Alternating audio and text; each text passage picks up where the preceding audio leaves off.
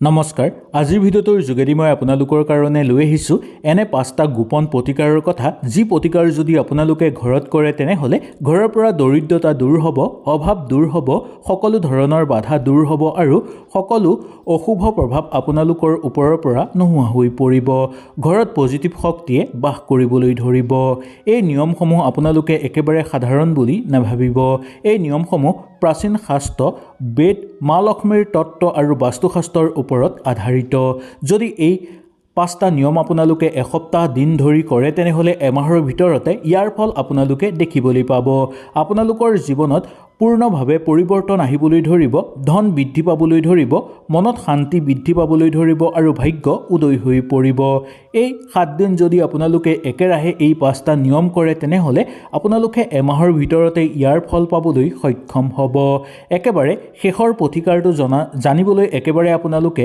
নাপাহৰিব কাৰণ এই শেষৰ প্ৰতিকাৰটো যদি আপোনালোকে কৰে তেনেহলে আপোনালোকৰ সকলো মনৰ আশা পূৰ্ণ হৈ পৰিব আৰু ঘৰত হঠাৎ অৰ্থৰ আগমন হ'বলৈ ধৰিব আহক তেনেহলে আমি বেছি দেৰি নকৰি সুন্দৰভাৱে জানি লওঁ যদি ভিডিঅ'টো ভাল লাগে লাইক কৰিব আৰু আপোনালোকৰ বন্ধুবৰ্গৰ লগত শ্বেয়াৰ কৰিব বন্ধু-বান্ধৱীসকল দৰিদ্ৰতা এটা শাৰীৰিক অৱস্থা নহয় ই এটা হৈছে শক্তিৰ প্ৰতীক ই হৈছে আপোনালোকৰ ঘৰত যদি কিবা বেয়া বস্তু থাকে ফটাচিটা কাপোৰ কানি থাকে বা লেতেৰা কিবা বস্তু থাকে বা ঘৰৰ সন্মুখ ভাগটো লেতেৰা হৈ থাকে তেনেহলে আপোনালোকৰ ঘৰত দৰিদ্ৰতা অহাটো নিশ্চিত প্ৰথম নিয়মটো হৈছে ঘৰখন শান্তিপূৰ্ণভাৱে আপোনালোকে পৰিষ্কাৰ কৰিব প্ৰত্যেক দিনাই ঘৰৰ সন্মুখ ভাগত আপোনালোকে পানী ছটিয়াবলৈ একেবাৰে নাপাহৰিব কমেও 2 সপ্তাহ বা কমেও আপোনালোকে সপ্তাহত 2 দিন আপোনালোকৰ কেৰাচিন তেলেৰে নাইবা পানীত নিমখ দি আপোনালোকে গোটেই ঘৰ এবাৰ মুচিবলৈ একেবাৰে নাপাহৰিব এনে কৰাটো অত্যন্ত দৰকাৰ বুলি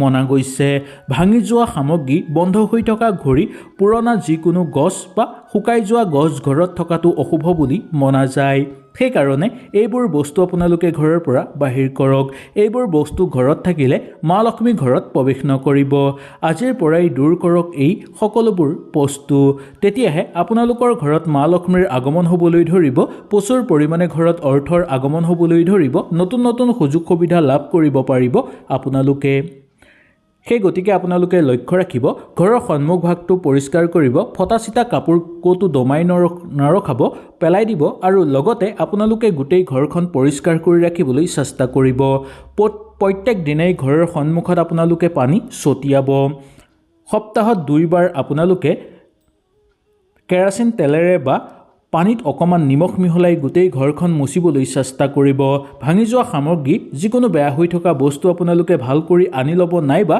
আপোনালোকে সেইবোৰ বস্তু ঘৰৰ পৰা বাহিৰ কৰিব পইচাক সদায় আপোনালোকে মান সন্মান দিব যাৰ ঘৰত পইচাক সন্মান দিয়া হয় সেই ঘৰত কেতিয়াও অৰ্থৰ অৱস্থা বেয়া নহয় পইচা সদায় সন্মান দিব লাগে কাম ছুটি হোৱাৰ পিছতো যদি আপোনালোকে অকমান সময় কাম কৰি দেখুৱায় তেনেহলে দেখিবলৈ পাব যে আপোনালোকে জীৱনত বহুদূৰ আগুৱাই যাব পাৰিব পইচা জোখতকৈ বেছি খৰচ কৰাটো উচিত নহয় নিজৰ যিটো দৰকাৰ যিটো বস্তু নহলে নহয় সেই বস্তুতে আমি পইচা খৰচ কৰিব লাগে যদি পইচা আমি অলাগতিয়াল কামত খৰচ কৰোঁ নলগা বস্তুবোৰো যদি আমি পইচা দি কিনি ঘৰত ৰাখোঁ তেনেহলে ইয়াকো পইচা অপমান কৰাটো বুজায় সেইকাৰণে পইচা সদায় সন্মান কৰিব যি মানুহৰ ঘৰত পইচা সন্মান হয় সেই মানুহৰ ঘৰত পইচা বৃদ্ধি পাবলৈ ধৰে সদায় পৃথিৱীৰ সকলো অৰ্থব্যৱস্থা একে শক্তিৰ ওপৰত চলে আপুনি যদি শক্তিক সন্মান কৰে তেনেহলে আপোনাকো শক্তিয়ে পৰম আশীৰ্বাদ প্ৰদান কৰিব যাৰ ফলত আপোনালোকৰ ঘৰত কেতিয়াও অভাৱ অনাটন আৰু অকাল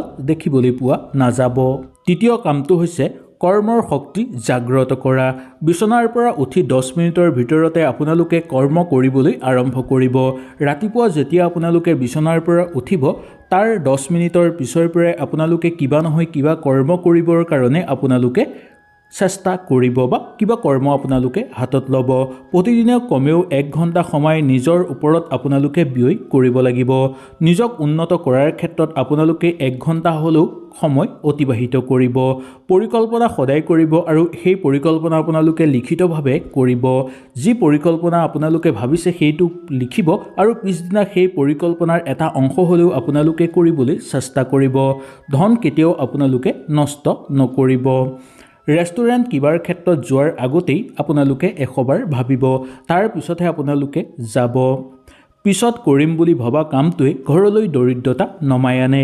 সেই গতিকে কেতিয়াও আপোনালোকে পিছলৈ কাম থৈ নিদিব। যি কাম আপোনালোকৰ সন্মুখত আহে সেই কাম কৰিব, তাৰ পিছতহে বেলেগ কথা চিন্তা কৰিব। প্ৰাচীন শাস্ত্ৰত উল্লেখ আছে যে জাগ্ৰত সমস্য আৰু কৰ্মই হৈছে মা লক্ষ্মীৰ স্থায়ী। যি জাগাত জাগ্ৰত, সক্ৰিয় আৰু কঠোৰ পৰিশ্ৰম হয় সেই ঘৰত সদায় মা লক্ষ্মীয়ে বাস কৰে। আপুনি মুখে মুখে যদি কিবা কয় তেনেহ'লে আপোনালোকৰ ভাগ্যৰ ওপৰতো ইয়াৰ প্ৰভাৱ পৰিব। আপুনি মনত ভবা বস্তুৱে আপোনাৰ ভাগ্যৰ নিৰন্তন কৰিব। মুখৰ শান্তি নিৰন্তন কৰাটো অত্যন্ত দৰকাৰ। মাথো আপোনালোকে এইবোৰ কথা কেতিয়াও মুখেদি প্ৰকাশ নকৰিব। মোৰ ধন নাই, বিৰক্তি লাগিছে, অগ্ৰাসী হৈ পৰিছোঁ মই, এই এটা শব্দ আপোনালোকে একেবাৰে মুখৰ পৰা নুলিয়াব। ইয়াৰ সলনি মোৰ শক্তি উচ্চ, মই ধন উপাৰ্জন কৰিব পাৰিম, সকলো মোৰ ঠিক আছে। ৰাতিপুৱাই উঠি যদি 3 মিনিট সময় আপোনালোকে পজিটিভ চিন্তা কৰিব পাৰে তেনেহ'লে আপোনালোকৰ মনত এক নতুন শক্তি জাগ্ৰত হ'ব আৰু গোটেই দিনটো সুচাৰুভাৱে আপোনালোকে পাৰ কৰিব পাৰিব। কাৰণ শব্দই শক্তি জন্মায়, শক্তিয়ে ব্যস্ততা সৃষ্টি কৰে আৰু আপুনি যি কথা ক'ব সেইটো আপোনাৰ লগত সংঘটিত হ'বই। সেই গতিকে মুখেৰে আপোনালোকে যি টি কথা প্ৰকাশ কৰাটো একেবাৰে উচিত নহয়। একেবাৰে আপোনালোকে নক'ব যে মোৰ ধন নাই, বিৰক্ত লাগিছে, মই বহু অভাৱী, এই কথাষাৰ আপোনালোকে একেবাৰে মুখৰ পৰা নুলিয়াব। তাৰ উপৰি আপোনালোকে ক'ব পাৰে মোৰ শক্তি বৃদ্ধি পাইছে, মই ধনৰ উপাৰ্জনৰ বাট বিচাৰি পাইছোঁ, বা মোৰ হাতলৈ ধন এদিন নহয় এদিন আহিব, সকলো ঠিক হৈ আছে মোৰ জীৱনত। এই সকলোবোৰ আপোনালোকৰ মুখত যদি থাকে তেনেহ'লে আপোনালোকৰ ঘৰত পজিটিভ শক্তিয়ে বাস কৰিবলৈ ধৰিব আৰু লগতে আপোনালোকৰ জীৱনলৈ নতুন নতুন সুযোগ সুবিধা আহিব আৰু প্ৰচুৰ পৰিমাণে ঘৰত অৰ্থৰ আগমন হ'বলৈ ধৰিব। এতিয়া আমি জানি লওঁ আহক শেষৰ মহাশক্তিশালী নিয়মটোৰ কথা। নিয়মটো হৈছে আৰামৰ শক্তি, ধৰ্মীয় নিয়ম। যিটো ঘৰত খাদ্য অপচয় হয় সেই ঘৰত কেতিয়াও ধন স্থায়ী নহয়। সেইকাৰণে কেতিয়াও খাদ্য অপচয় নকৰিব। প্ৰতিদিনে কমেও এবাৰ আপোনালোকে এগছি চাকি জ্বলাবলৈ একেবাৰে নাপাহৰিব। মা লক্ষ্মীৰ সন্মুখত আপোনালোকে এদিনত এবাৰ হ'লেও আপোনালোকে এগছি চাকি জ্বলাব আৰু এটা মন্ত্ৰ উচ্চাৰণ কৰিব, ওম শ্ৰী মহালক্ষ্মী নমঃ। এই মন্ত্ৰটো আপোনালোকে যদি 11 বাৰ প্ৰাৰ্থনা কৰিব পাৰে তেনেহ'লে দেখিবলৈ পাব যে আপোনালোকৰ ঘৰৰ পৰিৱেশ পবিত্ৰ হৈ পৰিব, শক্তি আপোনালোকৰ উচ্চ হৈ পৰিব। উচ্চ শক্তিয়ে আপোনালোকৰ ঘৰলৈ ধন আনিব, ভাগ্য আনিব আৰু সফলতা আকৰ্ষণ কৰি আনিব। সেই গতিকে আপোনালোকে এইকেইটা কথাৰ প্ৰতি বিশেষকৈ লক্ষ্য ৰাখিব। খোৱা বোৱা বস্তু কেতিয়াও আপোনালোকে অপচয় নকৰিব। যদি অপচয় কৰে কেতিয়াও আপোনালোকৰ ঘৰত ধন স্থায়ীভাৱে বাস নকৰিব। প্ৰতিদিনে কমেও এগছি আপোনালোকে চাকি জ্বলাব মা লক্ষ্মীৰ সন্মুখত আৰু এটা মন্ত্ৰ উচ্চাৰণ কৰিব, ওম শ্ৰী মহালক্ষ্মী নমঃ। এই মন্ত্ৰটো আপোনালোকে যদি 11 বাৰ প্ৰাৰ্থনা কৰিব পাৰে নাইবা জপ কৰিব পাৰে তেনেহ'লে আপোনালোকৰ ওপৰত মা লক্ষ্মীৰ পৰম আশীৰ্বাদ থাকিব আৰু ইয়াৰ ফলত আপোনালোকৰ সকলো মনৰ আশা পূৰ্ণ হৈ পৰিব। ঘৰৰ সকলো পৰিৱেশ পবিত্ৰ হৈ পৰিব, আপোনালোকৰ শুভ শক্তি আৰু জাগ্ৰত হ'বলৈ ধৰিব। উচ্চ শক্তিয়ে আপোনালোকৰ জীৱনলৈ ধন, ভাগ্য আৰু সফলতা আকৰ্ষণ কৰি আনিব। এই 5টা নিয়ম কিন্তু আপোনালোকৰ কাৰণে সহজ লাগিব, কিন্তু এনে নিয়ম মানুহৰ জীৱনৰ কাৰণে অত্যন্ত জৰুৰী বা দৰকাৰী বুলি মনা গৈছে। যদি আপুনি একেৰাহে 7 দিন এই নিয়মবোৰ পালন কৰে দেখিবলৈ পাব যে আপোনালোকৰ জীৱনৰ পৰা অভাৱ অনাটন দূৰ হৈ পৰিব আৰু সকলো দেৱ দেৱীৰ আশীৰ্বাদৰ ফলত আপোনালোকৰ ভাগ্যৰ দুৱাৰ মুকলি হৈ পৰিব। বন্ধু বান্ধৱীসকল, এই নিয়মবোৰ আপোনালোকৰ জীৱনলৈ কেতিয়া পালন কৰিব মোক নিশ্চয় জনাব, বা এই 5টা নিয়মৰ ভিতৰত কোনটো নিয়ম আপোনালোকে আজিলৈকে পালন কৰি আছে মোক নিশ্চয় কমেণ্ট কৰি জনাবলৈ একেবাৰে নাপাহৰিব। যদি ভিডিঅ'টো ভাল লাগিলে লাইক কৰিব আৰু আপোনালোকৰ বন্ধুবৰ্গৰ লগত শ্বেয়াৰ কৰিব। তেনেহ'লে আজিলৈ আপোনালোকৰ ওচৰৰ পৰা বিদায় লৈছোঁ। কালিলৈ পুনৰ আপোনালোকক লগ পোৱাৰ প্ৰতিশ্ৰুতিৰে আজিলৈ নমস্কাৰ।